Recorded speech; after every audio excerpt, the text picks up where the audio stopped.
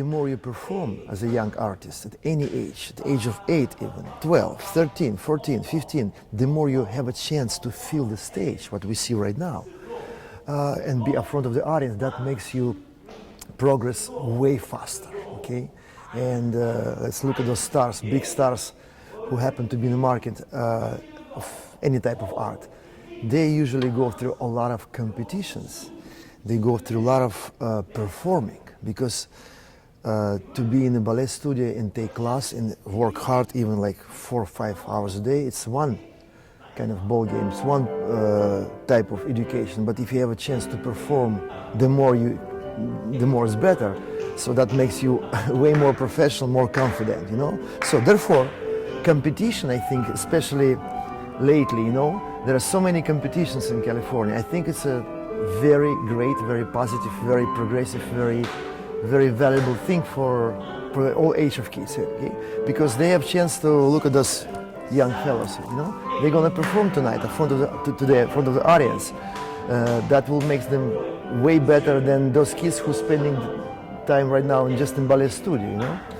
So they have to get used to not nervous. That's the most issue, you know, for kids. They're nervous, okay, and that nervousness will disappear or will fade away, hopefully in a couple of years, if they will have chance to perform a lot. So therefore, the more competitions we have, the better kids gonna dance in the future. Okay, this competition got very good quality people. So it's happening second day, but let's say yesterday, to be honest with you, I don't want to exaggerate, but we didn't see any weak people. And that's true. So the type of people we got yesterday, they were pretty strong, very well prepared. Nobody mixed up anything in a way it sometimes can happen in ballet stage. Anything can happen.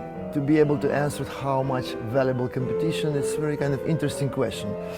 Because let's say we will look at one particular school, you know. Usually those kind of American schools, I'm telling you as a Russian guy, you know, so who lives here pretty much 30 years already. So they usually have like practically in average maximum 3, 4, in the best scenario 5 production a year.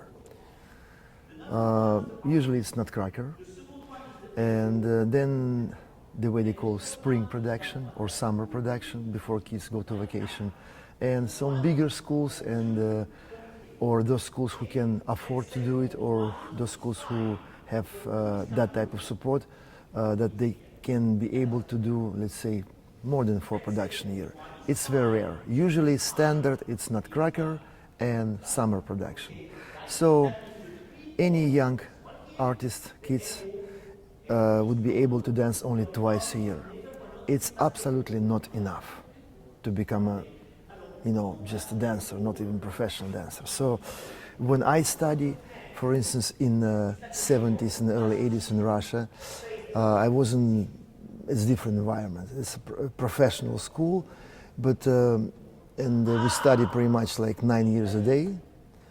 But still we didn't have a chance to perform a lot, okay? We would do maybe, there was way more than here in America, but it's still not enough. So, I mean, the main point, the more you perform as a young artist at any age, at the age of 8 even, 12, 13, 14, 15, the more you have a chance to feel the stage, what we see right now, and be up front of the audience. That makes you progress way faster. Okay? There are so many competitions in California and in America in general. Some of them very big, some of them maybe smaller. But I think this competition also found the right spot in the year, time-wise. Okay, so it doesn't conflict with any other competitions.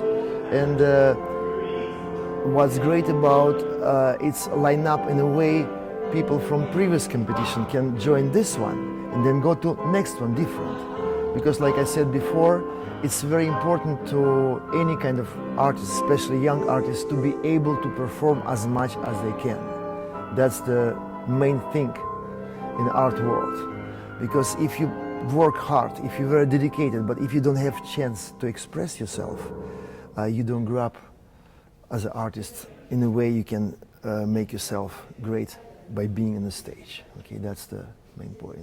There is another also big advantage to be able to participate in ballet competition, because usually competition will hire, I would say, judges who had a name in the past when they were dancing, or any artistic director from all over the world. So that's another great chance for the kids to be seen by them. Okay, so when young fellows grow up and keep competing each year, eventually, if they're talented, they will be noticed by very important people. It's in a simple way. In other words, they will have a chance to get nice, good, stable job in any place in the world. It's an educational process.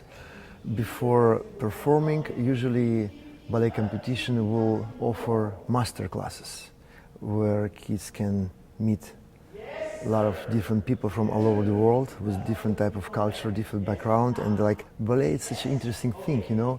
So we're based on the same movements, we're based on the same kind of rules, if we're talking about classical dance, but there's a different type of flavor, which is typical for each nationality.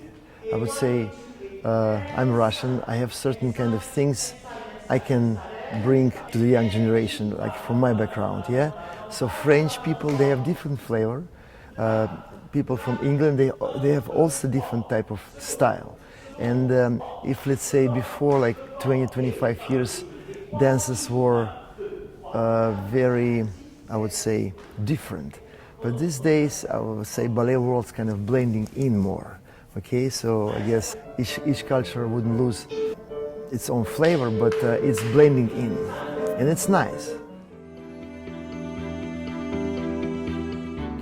So personally, I study in Russia, in Moscow, in I would say one of the best in the world school. I was very fortunate and lucky.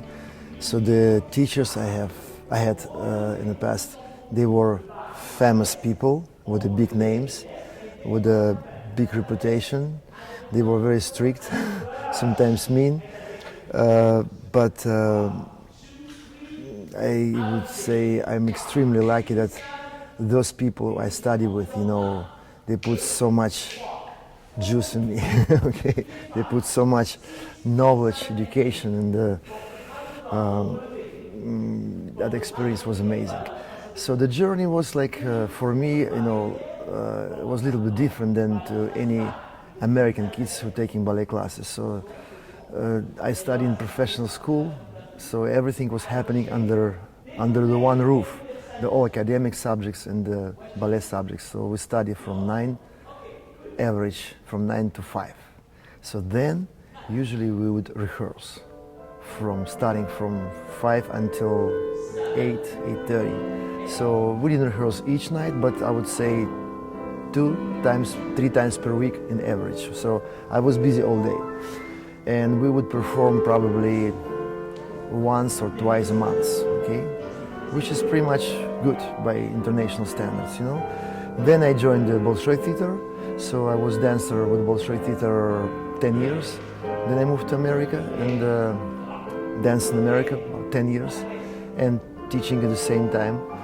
Then I stopped dance because, you know, it's typical normal life routine, you know.